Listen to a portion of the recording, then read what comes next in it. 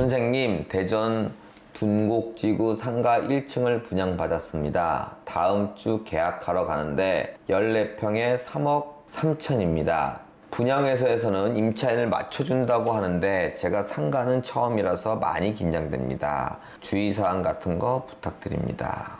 제가 지금 조심스럽게 제 개인적인 의견을 드릴 테니까 참고하십시오. 자, 여러분들한테 뭘 사라, 너는 뭘 사지 말아라 는 조심스럽습니다. 그런데 저는 뭘 사라는 주의입니다. 사지 말라는 주의가 아니라. 부동산 사지 마세요 그러지 않고 부동산 사세요 이렇게 시작되는 거죠. 그리고 좀 더 나아가서는 뭐 경매로 사세요, 또 더 나아가서는 공부해서 사세요, 더 나아가서는 하자 있는 거 사세요, 이렇게 레벨을 올려가며 얘기를 하는 겁니다. 그러나 맨 밑바탕에는 사는 게 기본으로 깔려 있는 거예요.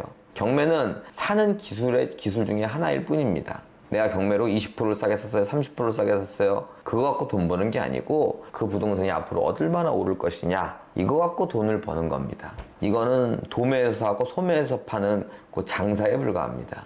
물론 이것도 조금만 공부하면 그 수익률이 좀 남다르다 보니 이것도 재미없는 건 아니에요. 하지만 이거는 부자가 되진 않습니다.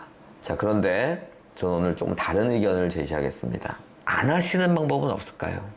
저한테 부동산을 사서 잘못됐다고 하시는 가장 많은 용도가 상가입니다. 상가 분양이에요. 매매도 아니고 경매도 아니고 상가 분양입니다. 상가 분양으로 잘못되신 분, 즉 조금 쉽게는 수익률이 덜 나온다. 제일 최악은 그냥 장기간 공실인 겁니다. 그런 부분에 가장 확률이 높은 게 상가예요. 그래서 제가 눈으로 보고 여기는 임대료가 얼마 나오겠다 이런 것들이 분석되기 전에 그냥 기본적으로 상가 분양 받는 건 좀 위험할 것 같은데 라는 생각 때문에 지금 당장은 안 사시면 어떻습니까? 라고 말씀을 드려봤고요. 그래도 사시겠다면 3억 3천에 14평짜리 1층 상가, 우리가 지금 그게 경매 나왔다고 가정을 하고 그 일대 뭐 멀리 갈 필요도 없어요. 한 200m 반경 200m 안에 고만한 면적의 1층 상가에 대해서 임대료를 쫙 뽑아오는 겁니다. 상대가 뭐 임대를 놔주겠다, 이거는 무조건 300만 원은 나온다, 뭐 이런 말 말고, 그렇게 따지면 경매 물건 가면 채무자가 무조건 다 갚겠다, 내가 낙찰 받겠다, 뭐 그런 얘기 다 듣고 믿으면은 뭐 우리 경매 못 합니다. 그런 것처럼 그 분양하는 사람 말을 믿지 말아라가 아니라 검증을 한번 하시는 겁니다. 그래서 그 주변 시세가 충분히 내가 받을 만족한 금액이다 라고 하면 분양받으셔도 상관없습니다. 근데 그 절차 없이 그냥 눈으로 보니까 위치가 좋을 것 같아, 임대가 잘 나갈 것 같아, 임대가 얼마 나올 것 같아, 이런 어떤 데이터도 없는 나의 순수한 주관적인 판단으로 이걸 분양받는 건 전 반대입니다. 그렇기 때문에 계약하기 전에 다시 한번 검증을 한번 하시기 바라겠습니다. 가격 협상 노하우가 뭐가 있는지 궁금합니다. 매수 평당 550만원, 예비 매도 협상가 1200만원, 지인은 1500만원 평당가는 요구하라고 하시네요. 자, 550만원을 사셨는데 1200만원에 팔려고 했는데 지인이 1500만원까지 받자 이렇게 얘기를 하신 것 같아요. 저희 바로 옆 토지가 1100만원에 실거래가 되고 저희 토지가 사거리 코너 바로 옆이라 더 불러야 하나 행복한 고민 중입니다. 처음엔 평당 1000만원만 돼도 좋겠다 했는데 사람 욕심이 끝이 없네요. 네, 사람 욕심이 끝이 없죠. 여러분도 그렇고 저도 그렇고 그거는 말릴 수가 없습니다. 근데 그게 이제 과한 욕심을 부린다면 잘못되게 끝나지만 이런 상태에서는 제가 과하다고 보기는 좀 어렵습니다. 옆에 토지가 평당 1100만 원이 됐는데 내 땅이 그거보다 좋아 보여. 그러면 1200만 원 부르는 게 맞죠. 그리고 실제로 사거리 코너라고 하니까 1200만 원이 맞습니다. 그런데 처음에는 이제 1000만 원만 됐으면 좋겠다라고 했는데 그건 이제 만족이 됐고 1100만 원에 거래가 된 게 있으니까 이제 1100만 원을 시작으로 이제 불러야 되는데 제 지인 이야기를 한번 해보도록 하겠습니다. 제 지인이 집을 팔려고 합니다. 때는 2020년? 21년이었나? 하여튼 몇 년 전이었습니다. 집을 팔려고 하는데 예상 매도가가 10억이었어요. 10억에 팔려고 막 하는데 전화가 자꾸 옵니다. 10억에 팔라고. 집 좀 봐도 되겠냐고. 그러니까 주변 사람들이 야, 10억은 너무 싸지 않냐? 한 11억 정도 받아야지. 그랬습니다. 그러고 보니까 뭐 부동산 값도 꽤 잘 나가고 있고 이제 11억을 받아야 되겠다라고 생각을 하고 말을 바꿨습니다. 말을 바꿔서 부동산한테 그렇게 전달을 하고 이제 심지어는 11억이 아니라 10억 5천에 사겠다, 5천을 깎아달라고 하는 사람까지 나왔습니다. 그래서 이제 열심히 거절을 했죠. 이제 주변 사람들이라는 건 지인이 아니라 친척들이나 이제 그런 분들이 더 받아야 된다. 이렇게 11억이 아니면 팔지 말라 그래라. 이렇게 했는데 갑자기 매수 문의가 또 끊긴 겁니다. 알아보니까 이제 코로나가 종결된 시점쯤에서 부동산 가격이 훅 빠졌죠. 그분은 지금 뭐라 그러냐면 9억 5천에도 안 팔린답니다. 옛날에 10억 준다 그럴 때, 10억 5천 준다 때 팔 걸. 이런 얘기를 해요. 자, 그러면 우리가 미래를 예상할 수 있다면, 내가 갖고 있으면 부동산이 점점 더 가격이 오른다 라고 가정한다면 조금 높게 불러놔도 문제가 없을 거고, 시간에 따라서 그 가격도 시세가 될 겁니다. 두 번째입니다. 앞으로 가격이 떨어질 거라고 예상이 된다면 높게 부를 게 아니라 당장이라도 파셔야겠죠. 세 번째입니다. 내가 지금 당장 돈이 필요하다면 높고 낮음을 떠나서 지금 당장 살 사람이 있다면 시세보다 좀 싸더라도 팔아야겠죠. 네 번째입니다. 내가 장기 보유를 할 예상이라면 굳이 안 팔아도 되겠죠. 사지선다형을 드렸으니까 정답은 없고 본인 상황에 따라서 정답이 바뀌겠죠. 그래서 그 답에 맞게 결론을 내셔갖고 진행하시기 바라겠습니다. 다만 계속 그걸 부동산이나 뭐나 연락이 올 때 계속 올리면 이제 부동산에서 질문자님 거래 안 할 수도 있어요. 그러니까 딱 정해서 그걸 고수하셔야 됩니다. 자, 1번으로 결정 지셨습니다. 잘하셨고요. 그렇게 진행하시면 될 것 같습니다.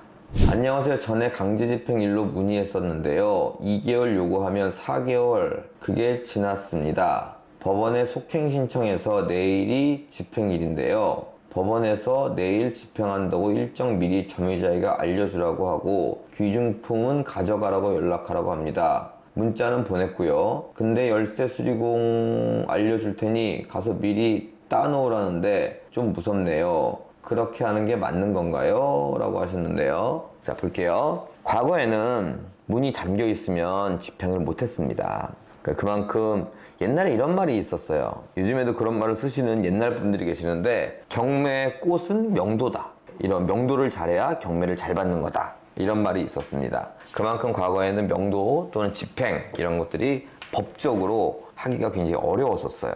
근데 지금은 이제 법원에서 연락처를 알려주고 열쇠 수리공을 그거를 따놓으라고 하는 판입니다.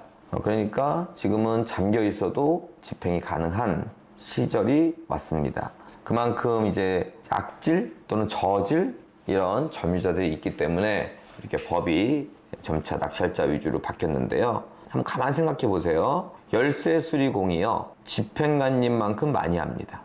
집행관님은 집행을 많이 해보신 분이에요. 그분이 항상 연락해서 따라는 열쇠 수리공도 그 집행 현장을 항상 본 사람입니다. 그래서 무서워하지 마시고 알려주신 열쇠 수리공에다 연락을 하면 그 열쇠 수리공이 오히려 교육을 시켜줄 겁니다. 뭐 언제 만나고 어떻게 따고 이러니까 썩 무서워하지 마시고 진행하시면 될 것 같습니다. 안녕하십니까 대마왕님. 토지 매입해서 개발행위 받아 토목공사만 해서 팔고 싶은데 위 방법을 하기 위해 수익률을 극대화시킬 수 있는 방법이 있을까요? 자, 쉬운 거는 가장 쉬운 거, 아니 그냥 이론적으로 가장 쉬운 거는 토지를 싸게 사면 됩니다. 토지를 싸게. 그럼 이제 이론적으로는 맞지만 어떻게 싸게 사냐, 조금 디테일하게 들어가 보면 토지의 용도 중에 가장 싼 게 뭘까를 한번 따져봐야 될 것 같습니다. 가장 싼 거는 사람들이 가장 익숙해하지 않은 그런 용도가 가장 쌀 것 같습니다. 거기에 이제 대다수를 차지하는 게 제 생각에는 산입니다. 산. 자, 산은 일반인들은 엄두도 내지 못합니다. 그래서 소위 말하는 꾼 전문가들이 산을 사서 지금처럼 토목공사를 해서 산이 아니게 만들어 놓고 파는 거죠. 그러나 산은 안 사는 이유가 익숙하지 않다. 즉 내가 저걸 사서 어떻게 평평하게 만들어야 될지를 엄두가 안 나는 겁니다. 금액도 엄두가 안 나고 허가도 엄두가 안 나고 모양새, 즉 토목에 대한 설계도 엄두가 안 나고. 그럼 우리는 그 산을 사서 그 엄두 안 나는 그 부분을 우리가 잘 비용으로 잘 해결해 준다면 좀 높게 팔 수가 있습니다. 평당 한 100만 원 정도 하는 주택지 그런 것들이 산을 사면 지금 경매가 기준입니다. 20에서 30이면 살 수 있습니다. 그러면은 7, 80만 원이 남냐? 아니죠. 거기에 또 20에서 30 그렇게 토목공사 비용이 들어갑니다. 자, 두 번째로는 제가 뻔히 하는 얘기입니다. 일반 매매로 사서는 안 되고 경매로 구입해야 되겠죠. 자, 세 번째로는 경매로 구입할 때는 뭔가 하자가 있는 것도 있습니다. 우리 당사자들이 하자를 풀 수 있을 만한 수준이어야 되겠죠. 뭐 예를 들어서 산이 있는데 일부 토목공사를 해놓고 유치권을 많이 신고해놨다든가 이런 것들입니다. 그럼 종합해보면 하자 있는 경매 물건의 임야를 도전해라 이겁니다. 이 셋 중에 어떤 것도 도전하지 못하면 우리가 싸게 살 수 있는 방법은 없습니다. 원초적으로 우리가 비싸게 팔려면 싸게 사야 되니까 그 세 가지를 원칙으로 두고 한번 도전해 보시기 바라겠습니다. 대부분 공장은 유치권이 있더라고요 라고 하셨어요. 자, 대부분 공장에는 유치권이 있다 이런 말에 대해서 유치권의 역사를 좀 알려드리도록 하겠습니다. 과거에는 낙찰을 받으면 항고, 아까 말씀드린 항고, 이의신청 이게 자유로웠습니다. 최대 몇 년 정도까지 끌 수가 있냐면 한 3년? 최대 3년 정도까지 끌 수가 있습니다. 상대가 전문가라면 그 자유로웠던 항고 시절 때는 몇 년을 끌었어요. 사용 수익하려면 점유자가 나가야죠. 나가야 되는데 과거에는 인도명령이라는 게 없어서 명도 소송을 해야 됐던 시절이 있었습니다. 명도 소송을 하면 그것도 한 2, 3년 상대가 시간 끌기 전문가라면 그렇게 시간이 걸립니다. 그런데 낙찰받고 명도 소송은 얘기가 좀 다릅니다. 지금 명도 소송은 잔금을 다 내고 하는 거예요. 내고 하는 거기 때문에 돈이 전부 다 들어갔고요. 또는 대출받아서 대출이자가 계속 나가고 있고요. 나는 들어가 살아야 되거나 임대를 놔야 되거나 또는 팔아야 됩니다. 사용수익 해야 되는데 계속 못하고 있는 거예요.